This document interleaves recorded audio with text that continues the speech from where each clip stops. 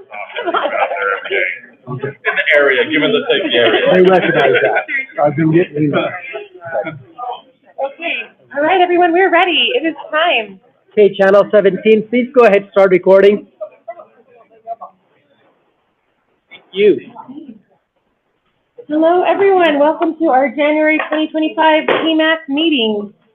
We will begin with introductions as usual. I'm Joy McMurray, TMAC chair. We're going to go this way today. Mouthful. We're going to go this way. Go ahead. Okay, Han Schuer, Provo City Engineering. Vern Kiesler, Provo City Engineering. Hannah Salto, Development Services. Andrea Pullis, UTA, Project Manager. Jody Pearson with Four Engineers. Hannah Hoover, Provo South. Rich Handley, City Council. Peter Carlos, TMAC both. Andy Bishio, Development Services. Bowden Golding, Development Services. Lisa Jensen, TMAC member. Sergeant Brown, Provo City Police Department. Beth Robbins, TMAC member. John Rogill. Dave Keller, TMAC member, Joaquin Neighborhood. Just Andy, Provo Public Works. Steve Johnson, Provo Public Works Engineering. David Dave, Public Works. Work order. Okay. I'm Nick Wilcox, Oh, yes, excellent. bus service planner, Steve Snyder.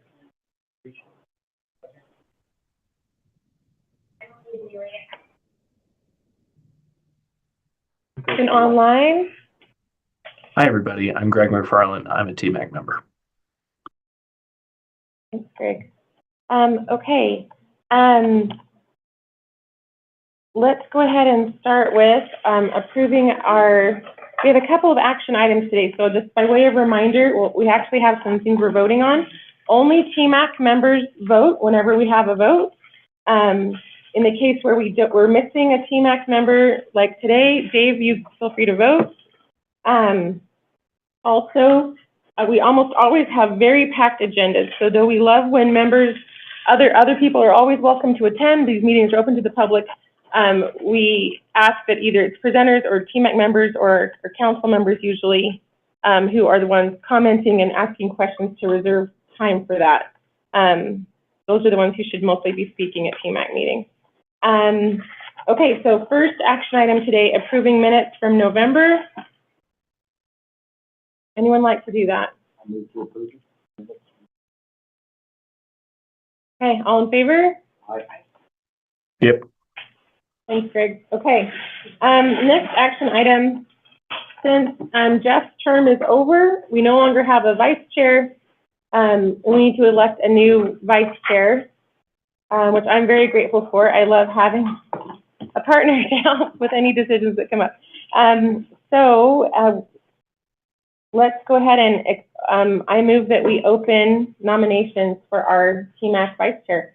And you're welcome to nominate yourself, or you can nominate someone else on TMAC that you would like to see.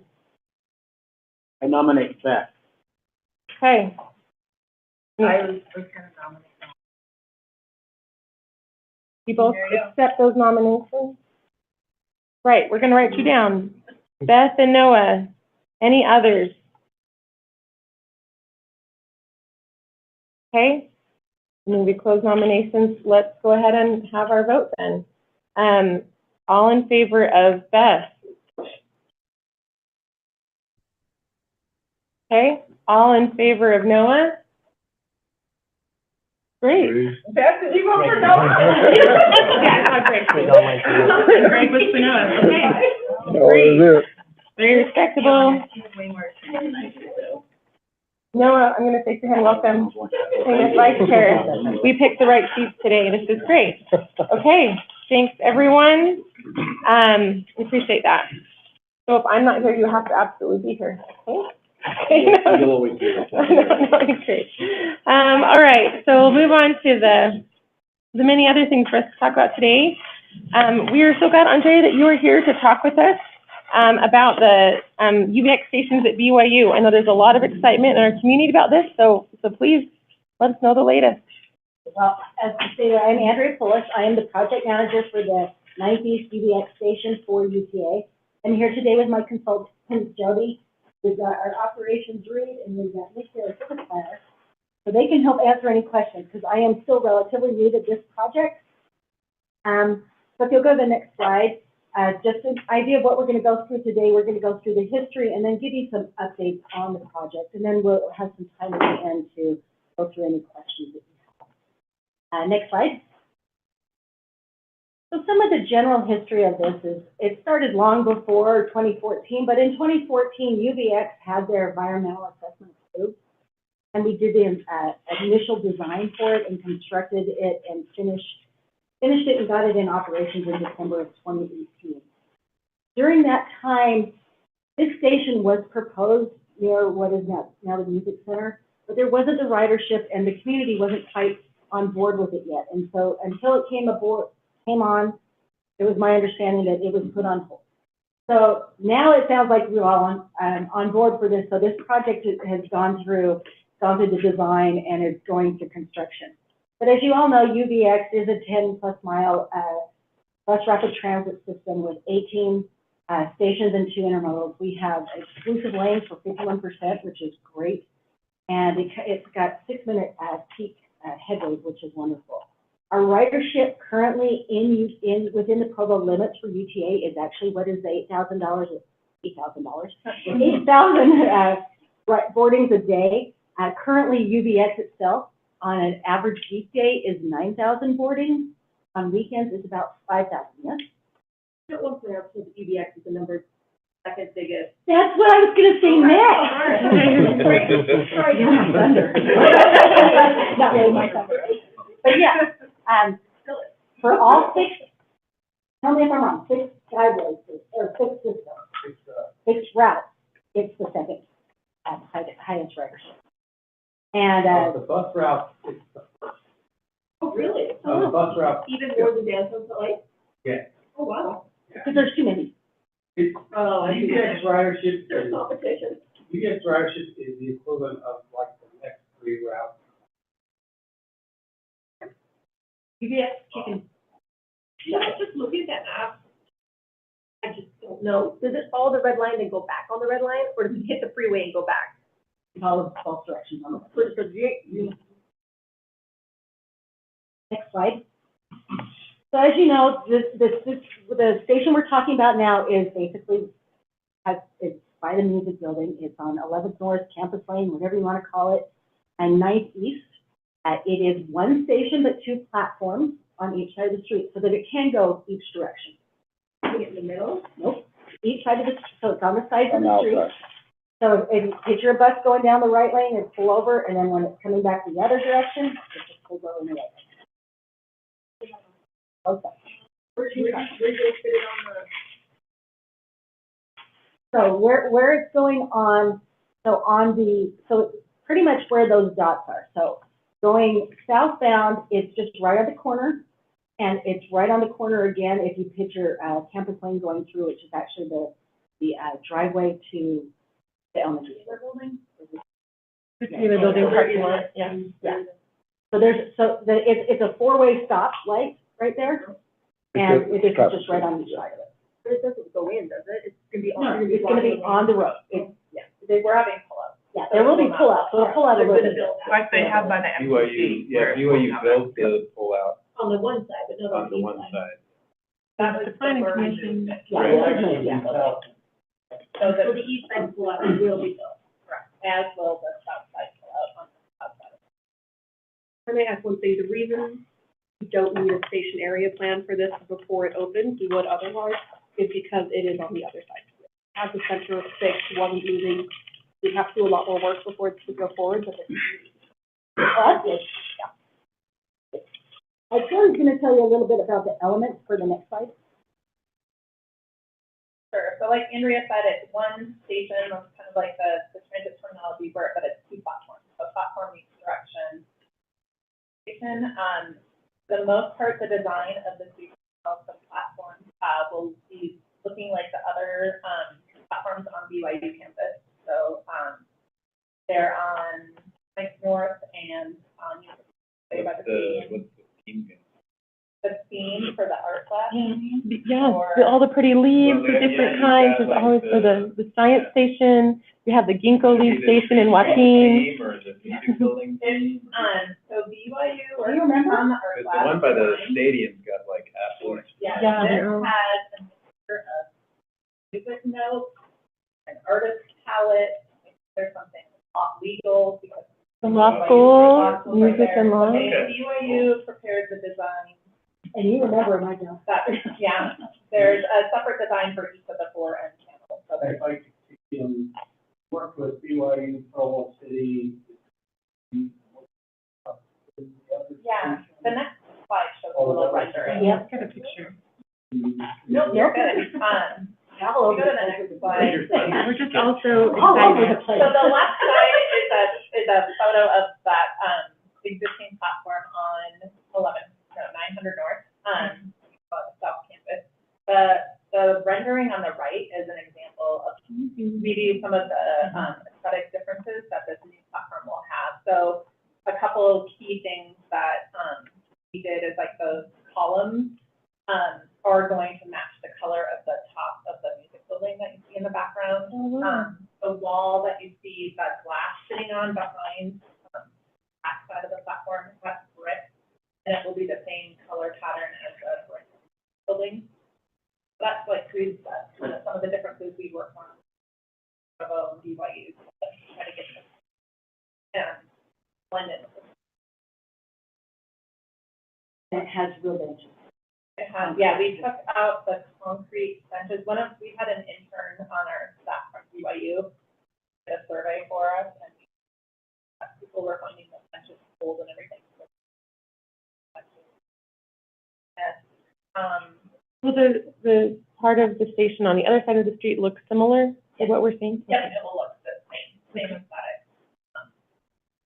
You have a lot of things to keep crashing in. But I don't see that on most of your other. Is that a new thing to put up more of those barriers? That's actually a railing for the ramp. Not meant the crashing. I should go to the short one.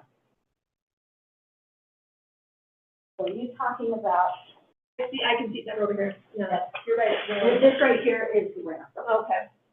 Like I know the Creamery did those things to protect people. Yeah, we changed it a little bit here based off of some of the. Yeah, those all got removed. Those don't exist anymore on the picture on the left, those little, safety curbs. The bus was, Hitting them. hitting them, it's like going away. So now, yeah, the new railings of the ramp, that kind of will mimic what, if I were to have a new picture, location of that.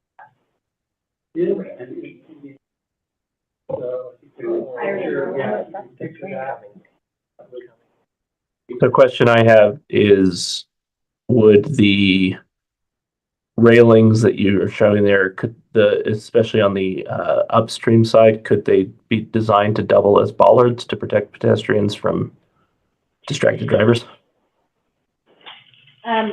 Neither bollards or these would actually protect them, per se, because you actually got a bump out here. And so if somebody's getting past this, they're going to, a bollard's not going to stop them or get the pedestrian. The railing will do just as well. I mean, a bollard may be more impactful, but it can also, if a vehicle coming at the speed that would have to hit that would probably. So I'm not worried about a vehicle hitting perpendicularly to the platform. I'm worried about a vehicle coming down the road and drifting offline and, getting a wheel up on before the station happens and riding into the platform from the north. Greg, they would have to drift a full lane because this would be a full lane pullout. Okay, all right. Okay, cool. And as I was saying, this is a little closer to the design we did up in Ogden as well. We haven't seen any of those issues there. The next slide just talks a little bit about some of the basic goals that we've had with this project. Obviously, giving more connectivity to people in those areas, convenient access to the new facilities in the area, and obviously providing service. And the law school, and it's a straight shot to the Wilkinson Center, so. So we anticipate quite a lot of ridership. Jody thinks she heard somewhere back in the early days that it might have the most boardings of any other. This station might take some of the ridership away from South Campus, but model shows that it would be the highest ridership. Total ridership. That's a pretty. It's also the closest stop to the freshman dorms. Yeah, There's no stop now in the roundabout, right? No. yeah, all that, but that's, the stop here will also allow Joy and her family to get on board.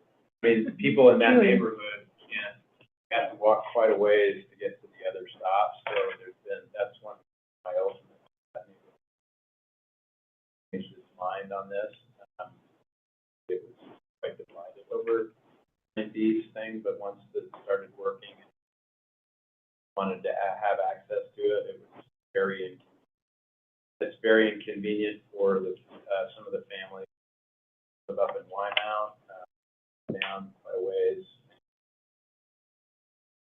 We have people in our neighborhood who I know commute to Salt Lake every day via Front Runner, via UVX, and that's a walk to get to that South Campus station. And once I tried coming home from the airport only via public transportation, and that last walk home with my suitcase from South Campus was not my most favorite part of that trip. So this will be great.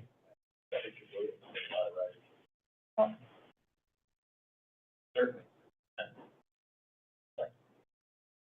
So the next slide just talks a little bit about our funding.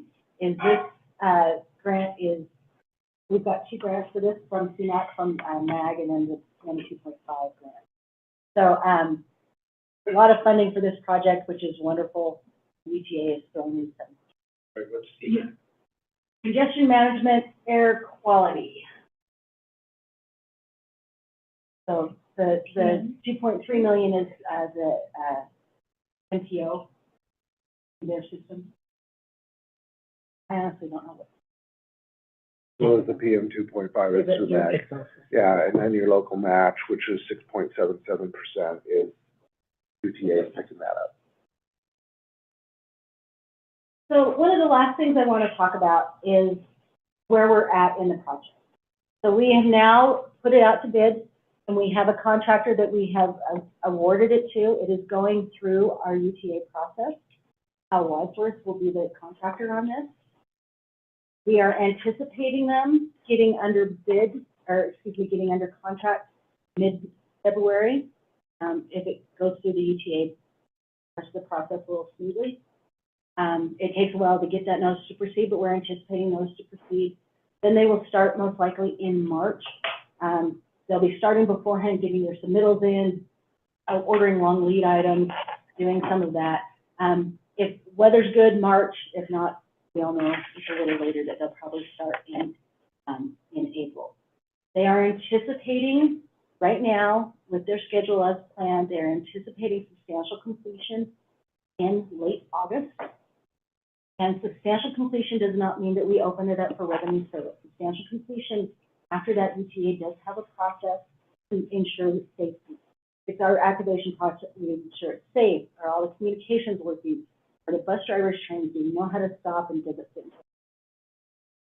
We're anticipating if we stayed on a typical change date scenario with UTA, opening in December, adding it in December. Doesn't mean that there won't be soft openings, that drivers won't stop. Our system planning guys will work all that stuff out. But the message we're giving is just, it should be available for December. That's the only disappointing news I've heard all day. I know it is. Construction doesn't go that fast. And you know, there are a couple things that we have that have some really long lead items. Getting just our electrical, that's if we ordered today, they're not even under contract, and so, you just can't really get.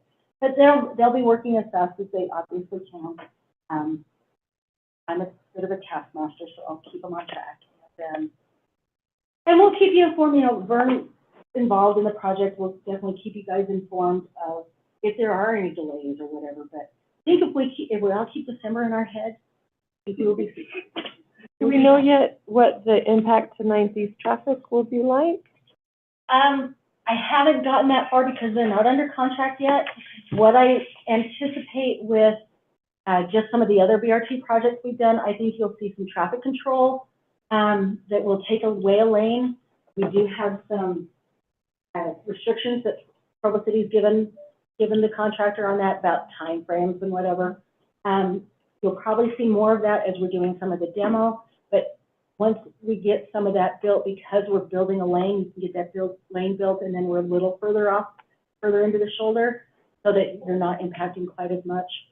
But there are some crossings we have to do, so there will be some impacts to that. But we're really keeping within the Provo City requirements, so it probably won't be during peak times, but we'll have to keep a lane open. If it's during summer, then the students are way fewer, so. And that'll be probably the bulk of that. We have to modify that signal. Trying to build both sides simultaneously, or for maintenance of traffic, are you gonna build one and then kind of flip swap to the other side? I was detailed, let's see what they say. I told you, TMAC asked good questions. They have good questions, and like I said, I don't have them under contract, so they haven't gone that specific on their schedules to date. It looks like they're pretty much doing both sides at the same time, but that's making these assumptions based off of footings and foundations are going to take a month. And so they're not going to do footings. It doesn't show two separate footings and foundations, so it's kind of showing.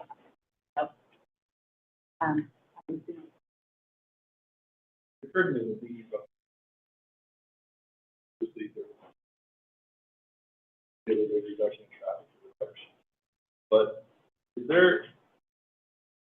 I suspect that it may also, by virtue of just existing, function as kind of a traffic calming. There's data to support that idea. I've never heard that from my life. Have you ever heard that? So we have the bus operating on them already. Yes. This is making a stop there. Where there's the intersection, what generally happens is our side stop. So it would go through the intersection, make the stop. A lot of times it's not until the traffic light turns red that it's. Okay. So I don't know if that would significantly calm traffic or maintain with. I thought is more psychological impact that may come on drivers when they feel that their access to the road, that the road is not entirely their domain. Big buses and dedicated lanes and dedicated traffic lights and so forth maybe gives riders a sense that, oh, this is like, I'm a guest here. Maybe I just slow down and be a little more careful. But I'm curious if that data supports that idea or if it's just me thinking crazy, because I kind of feel that way when I drive on those routes, and I think that's good. Yeah, as someone who crosses that multiple times a day, I would say we certainly hope it does, because it's the part of way out of control, and it's also very common for cars to be trying to get a light before it turns red. So I would hope that if they see the stop beyond that, that maybe that also, that's large buses. When you talk about crossing, that is a very good point. Have a lot more volume of people, pedestrians crossing the street, which will, I guess, do what you were talking about, make calming effect, since the light will be red more often. In my former life as the transportation engineer for Salt Lake County, and Vern can probably talk to this a little bit, is didn't see a lot of that with bus routes or those type of guideways, but what you do see is the slowing of it, more of traffic calming as opposed to, because especially in the areas where you've got the center of exclusive lanes. It's that feel of feeling in a tighter area. And with a bus stop on the side of the road, you get that, so it tends to slow because that's what you naturally feel, and that studies have shown that with traffic calming. You probably will see some people that'll say, all those pedestrians are making the light change all the time. I'm gonna go someplace else. So it could be that it transfers some of the traffic, but, so that they can keep their speeds up or whatever, but, sorry, I probably just. No. You said they're gonna reconfigure the light. Are they gonna put a left turn arrow for people coming eastbound, northbound turn? So we have to move back one of our signal masts and arms, and we will retime that light. In fact, we already have a contractor on board to help us retime that. So that signal will be retimed. I'm trying to remember if we have a dedicated right arrow out of the parking lot or not. I can't remember. I'll have to look. A left arrow or a right A arrow? right arrow. Well, it's the left arrow that I'm Currently- concerned about. If they're coming from the north side of the street and crossing as pedestrians on the music building side of the street, those people going east to north will not be able to make their turns, and so you're not gonna be able to clear out that turn lane as fast. Yeah, well, I'll have to look at that, Lisa. Yeah. But currently isn't. No, No. not currently. And of course, Wasatch closed and BYU is now, of course, they've been the owner for for a long while now. And that is being reviewed for a project plan there, so. Demolition probably of the structure. I haven't seen the project plan, but I'm assuming it's a parking lot. We'll find out. I'll know next week when I meet with BYU. Next week, okay. Are there gonna be any enhancements to prevent? Well, the signal's right there. I mean, it's right there. The bus is also leaving in 30 seconds. If they do this as a 5-lane facility, I would recommend against it. One thing I know we added, so both of those spot locations, there's a parking lot on their side, and BYU really, there's a fence. So I don't know if you noticed, behind the sidewalk, there will be a little wall, the sidewalk, and next to those up, and on top of that wall. So if someone So were, people don't walk if right someone through was the trying to parking come lot. from the parking lot, they would not get. Is that an issue of safety? Getting off the bus and just walking straight into the parking lot? I think that's what BYU thought. Now, that was That was a big a one. pretty lengthy design discussion, Councilor Hadley, because BYU had some grave concerns over that one, to the point where to just say that some of the parking is being removed and they don't want people cutting through. We're doing the same thing on the creamery design up. The new creamery they've taken that into consideration as well, so people won't go through parking lot, they'll use the sidewalk. I ride UBX, and because it comes so frequently, I don't feel as urgent to catch a bus. If I'm like a little ways away and where there's a half hour buses, I would run for the bus. I do not UBX, a bus by the time I get to the stop and there. So I don't know if that. And studies have shown that.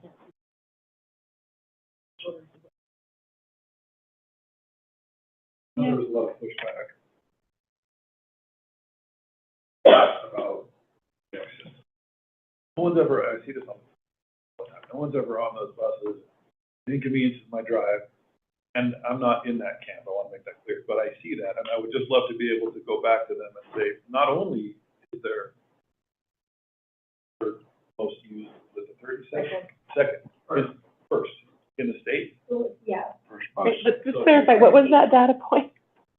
So UBX, out of all the buses in ETA, has the ridership of the next 3 routes combined. So it's first by far. Where it's in the category of some of the light rails. Sorry, Dave. So in the whole UPA system. So I'd love to be able to come back and say, not only is it the most, but also, I'd love to have the data to support this. Also, those roads are safer now. because of UBX being. I don't know if that's true, but in my mind, I'm thinking that might actually be true because it might actually, the way my driving habits are, it makes me calm down. I'm more careful in those. Yeah, I don't have that data for it. When those counts were taken, was it before they started charging for the route? I think those are post. Nick, Nick? you know that? Sorry, what's the question? The ridership, was it before they started charging? I would like to know if it's significantly different now. It's Well, slightly down. slightly down. Ridership is down, but it's probably within 10%. Hard to measure since we're still coming back from when the ridership is down. But, yeah. They're decreasing ridership. A little bit. Do think we see the impact of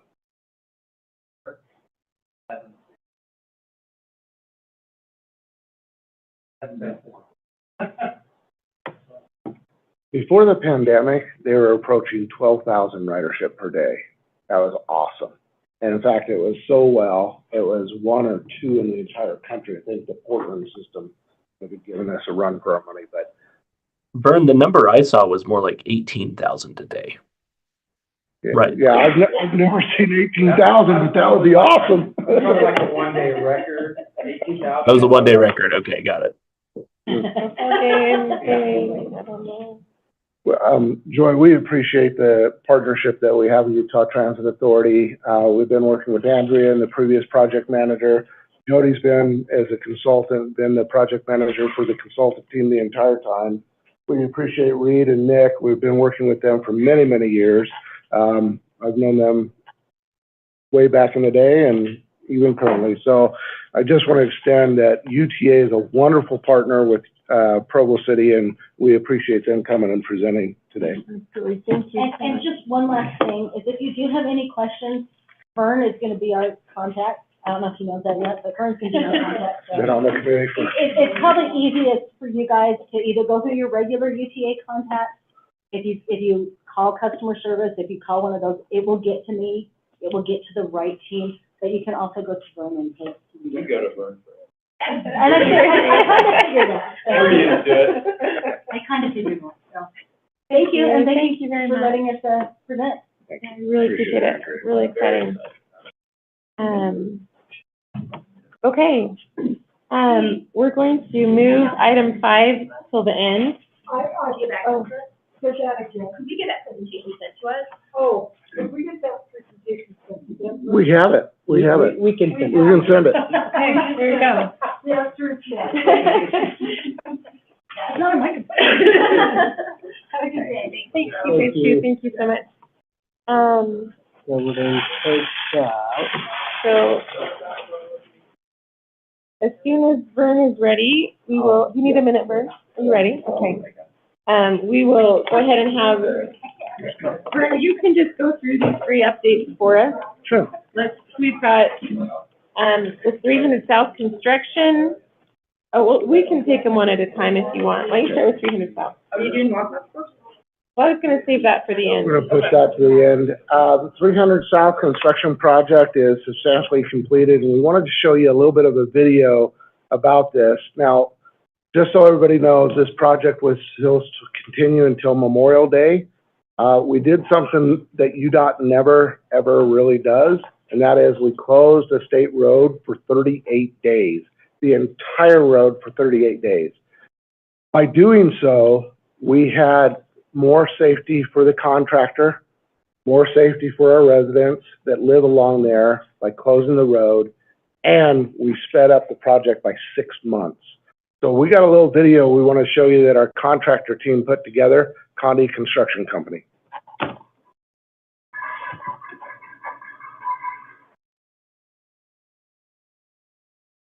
Hopefully it shows.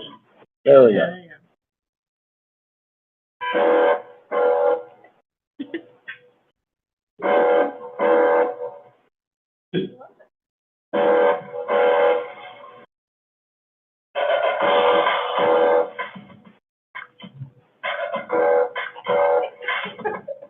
You're walking. Yeah.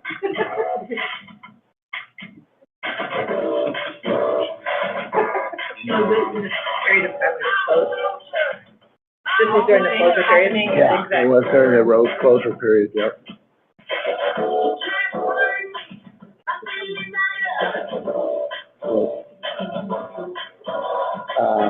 Yeah, I think it is.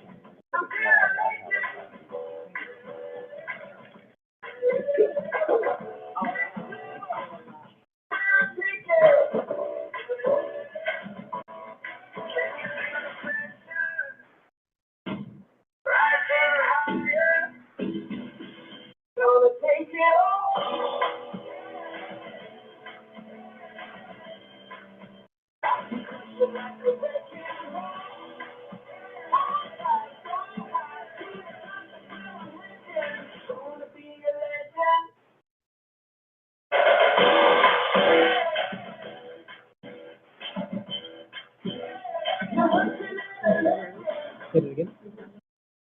Oh, I didn't pay attention. I've never seen so many crews out on one project at one time. More backhoes, more cats out there than I've ever seen.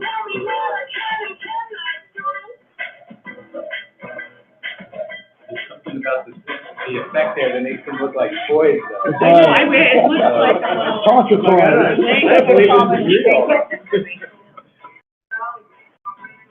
You're like, yeah, it feels like a toy street and a toy town.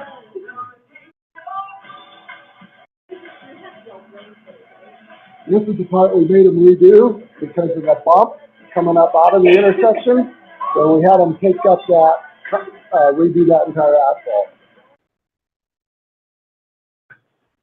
So it was a successful project. We were able to help some residents replace a couple of sewer laterals because they went all the way into the old, very old system. We also were able to see an upgrade with a couple of restaurants putting in their grease traps, their separators, and that benefits our entire system. So overall, I would say that it was a very successful project, especially completing that 6 months early. David had a first-hand view of the project. Is that a normal thing to look at when you're doing a road like that, and try and do these? Yes, Did the city just pay for that generally? yeah, we had a high betterment cost on this project for some of the additional work that we were doing. So UDOT would, if their minimum requirement was that we needed to replace the 8-inch or a 12-inch line, if we needed an upgrade for our facilities, we paid the difference in the cost of the pipe upgrade, but they still had to put it in, and so UDOT covers up to that 12-inch or something, and we thought we needed. we paid the extra, yeah. Do residents pay any? Well, we paid the upsize in the pipe and in the water line and additional valves that were required. We had a good betterment cost on this project, but well worth it. I think that we've seen 2 intersections that are just bike and pedestrian friendly. They get priority, they push the button, the light changes, bikes can go through, they're bike throughways. It's all in concrete, we got bike lanes and new sidewalks. This project originally started 6 weeks behind schedule because the gas company 2 days before our construction crews were going in, called and said, oh, we need to put in 2 new gas lines, 1 on each side. So it delayed us by 6 weeks, and that was gonna push us back even further.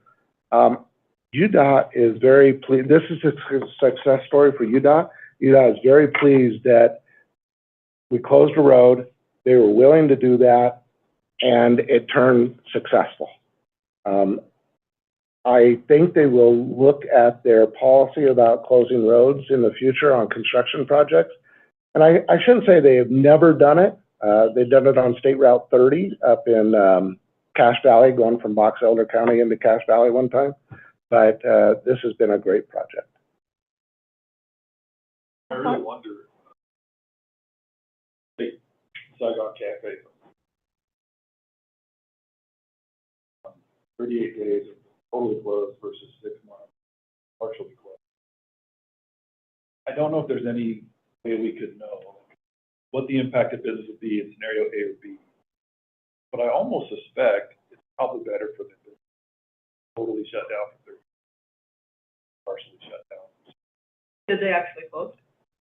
I mean, the restaurant was open, but the road was open. We had no access. You just have to walk to it from wherever? I don't know the answer to that. We're hoping, like you, that it was better for them from a business perspective to not have it stretched out all the way to Memorial Day. I think after 6 months of not being able to access it, you lose a lot more customers. 38 days of, because people driving by there, they're not gonna go to eat whether it's a half a lane with 50 cones and gravel and mud versus completely closed. I mean, they lose the customers anyway. Lost it for less time. I don't know. So patronize the businesses on Third South. That would be great. So Vern, Yes. did Condi need to pay you royalties for getting that music for the video for your personal collection? I was gonna ask Connie if they went and got the royalties to play that music on there. You know, good, I was really impressed with the number of crews they had out there. It wasn't easy. We had a couple of, emergency meetings where there was a lot of, stern talking. Yes. Yeah. Well done, yay. Okay, let's talk about the Provo Bicycle Collective. I just want to give everybody an update about the Provo Bicycle Collective. Many know the mission of the collective. It provides a well-needed, it has a high need in our community with lower income, with those that are making transitional mode changes, housing changes. There's just a lot that the Provo Bicycle Collective does for our low and moderate income folks, including college students and elementary kids, with refurbishing bikes and providing transportation, especially for that first and last mile for some of those that are in a transition of trying to obtain transportation. So it closed December 31st. The collective is run by a board of directors out of Salt Lake City that has three other locations: Ogden, St. George, and Salt Lake City. For whatever reason, we didn't have an on-site manager at the Provo Bicycle Collective, which is a nonprofit. After a couple years, it just didn't make any money. It was losing money. So the board of directors for the Bicycle Collective Utah decided to close it down. We had no local say or local control. With that being said, it had its roots in formatting by Bike Walk Provo. So another organization has stepped forward. Some were previous members of the Provo Bicycle Collective, along with a few other influential people in the community, have formed a new board, formed a new project called the Provo Bicycle Project. They are looking forward to starting up, relocating into a new building. The building that they've found is on Center Street, and the building's been vacant for 30 years. So anytime we can get a building occupied on Provo Center Street, I'm really pleased with that. It's the Comma building. So, yeah, it used to be a beauty school when I was here the first time. They came up to their death grudge with the city. My understanding was that the owners of that building had left it vacant for years just out of spite. I think they have a grievance with the federal government, but that's another story all by itself.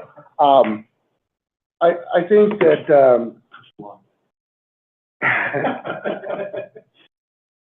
Pay property taxes on the road. Yeah.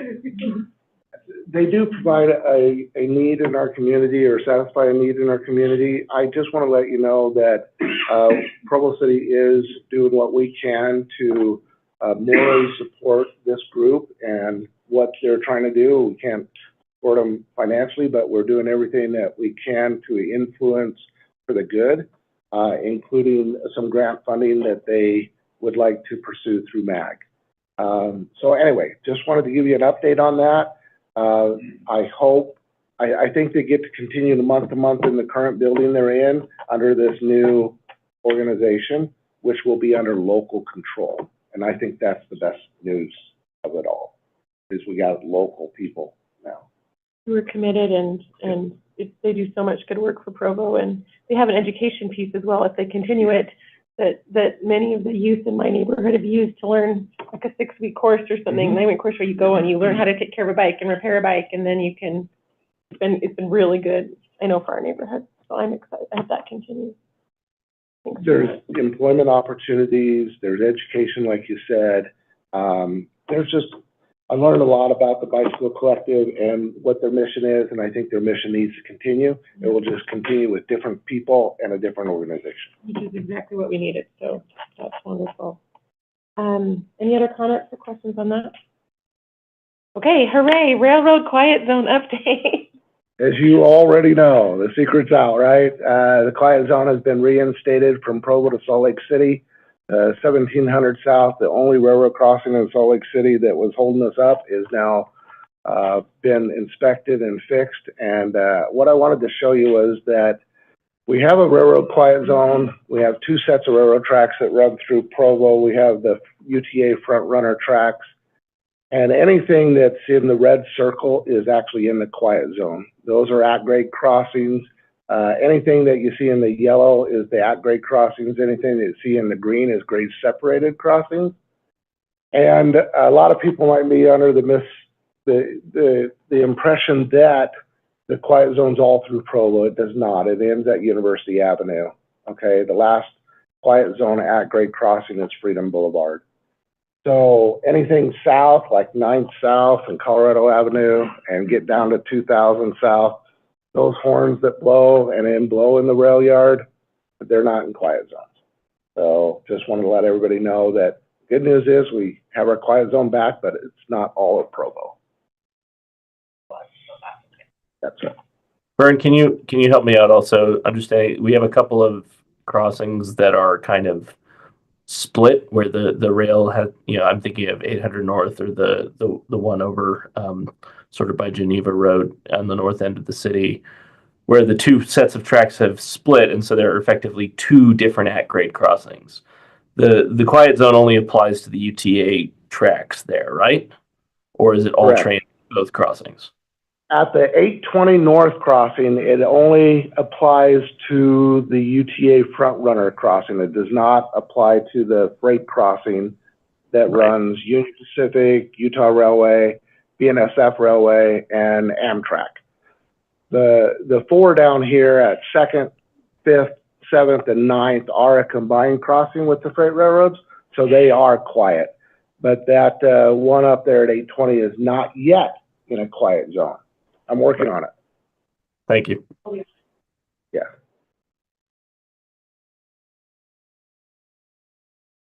Any questions on the quiet zone? Yeah, great.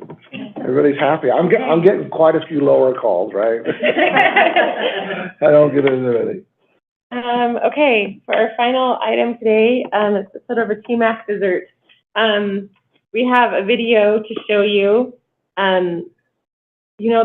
So the new Wasatch Elementary opened yesterday, and it's not every day that an elementary school with very young children shifts to a new location. And you know that we've been working for the last couple of years.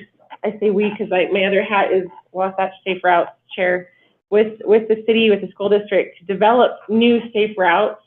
I added it up yesterday. I think we're currently at least 13 crosswalks, new crosswalks of one kind or another, and 14 plus bike racks and scooter racks, lots and lots of new sidewalks, 1 freeway grade concrete barrier to stop cars from flying into our playground at the bottom of the steepest hill in Provo.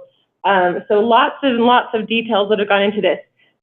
One of TMAC's jobs, however, is education. And I wanted to just show you, we talk a lot about wish we could get word out to people of the things we're working on. This is a video the Safe Routes Committee made to show the children so they would know where to go. So our target audience was children, and to help them visualize, oh, this is my space. This is where I'm going to go. So if you really need to leave, I don't feel like I have to stay for it, but it's startling and my first attempt at amateur directing and script writing. So here you go. Credits at the end. No, we didn't want to. Nobody but you guys know. This was my baby right here. You're off for nomination. Oh, yeah, oh, thank you. I did email it to my family yesterday, and one of my brother's mom was like, my daughter Shannon is in this, and he's like, she should get an Oscar for educational films, but not really. Oh, you should know, our mascot is Thatch, the German Shepherd. That will help this make sense. So, okay, let's roll. It's a cute video. It's a cute little video. And it's nice to see the new school and the space. I know a lot of people are curious about that. I may have to turn it louder when the lines are like, a really cool playground.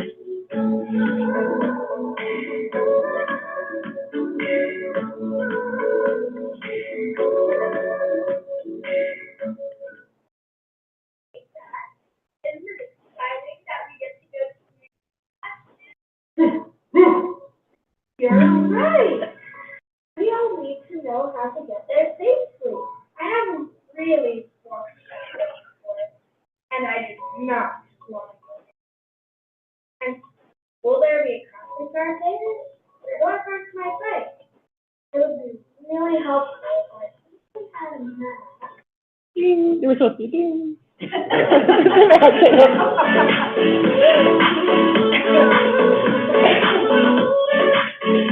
It's coming from 3 different directions, right? So we broke it down for them.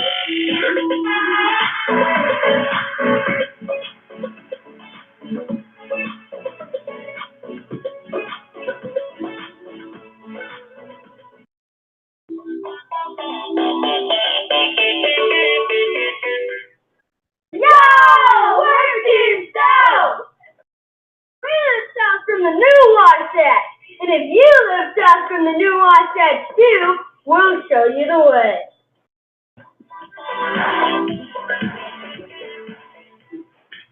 Oh look, a new crosswalk. There's one over here too. Let's be extra careful here and watch the cars. It's a dangerous You never know when intersection. there's crazy drivers.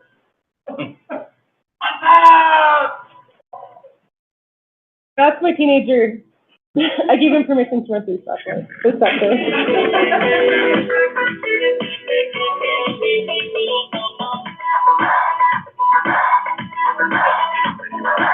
I know. We made sure it was safe. No one was coming.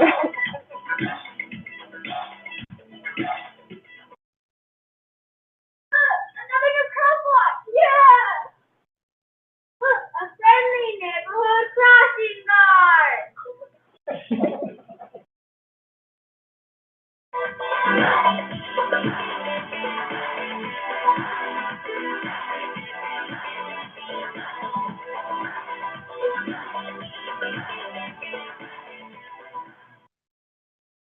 And look, a new bike rack.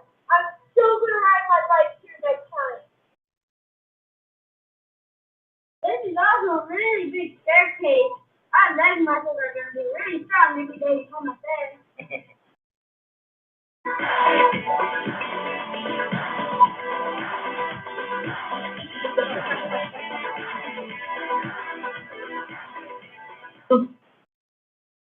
Jesus has arrived!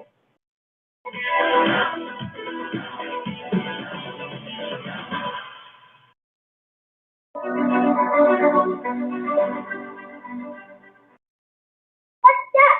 Where's you? If you're coming to walk that from sleep, just follow us. Okay.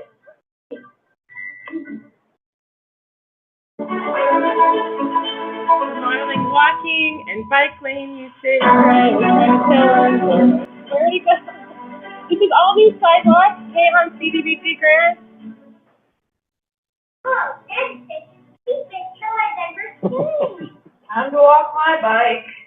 Hint, hint, watch your bike. Don't crash into the concrete barrier at the bottom. Here's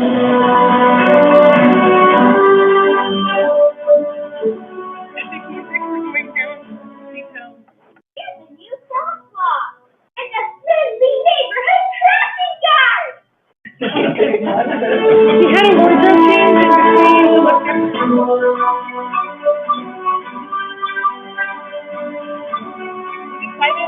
volunteering on the site, and they decided that they were going to try to get in England, but not elsewhere. So we tested it out. I just love my book like you. Oh, you put your bike in there.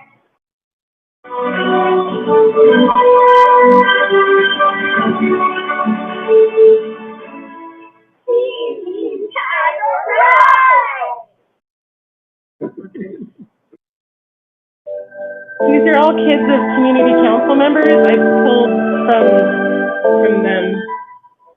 Hi, we're Team North. If you're coming from the north, we will show you the way. Maybe you're coming from Locust Lane. Or maybe you're coming up from Apple Avenue. Or maybe you're coming down Apple Avenue. This whole intersection will be redone You next get spring. yourself safely right here on the intersection of Apple and Locust. Look, new crosswalk. And our amazing crossing guard.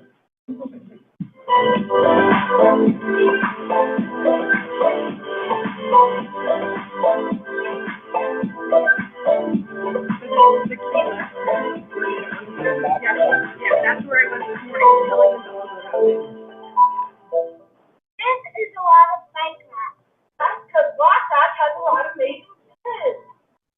There is the playground that we get to play on before school. I am not reading this.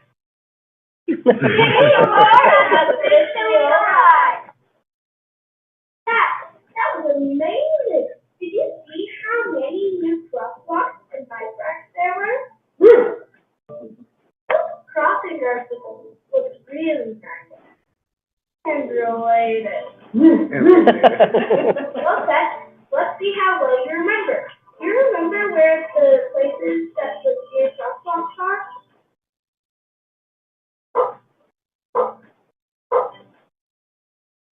Right. And do you remember where the three bike rack places are?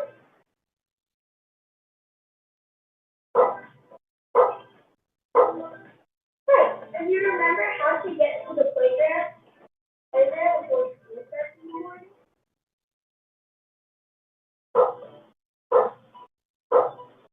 Awesome, Dad. I think we're ready. See you on the first day of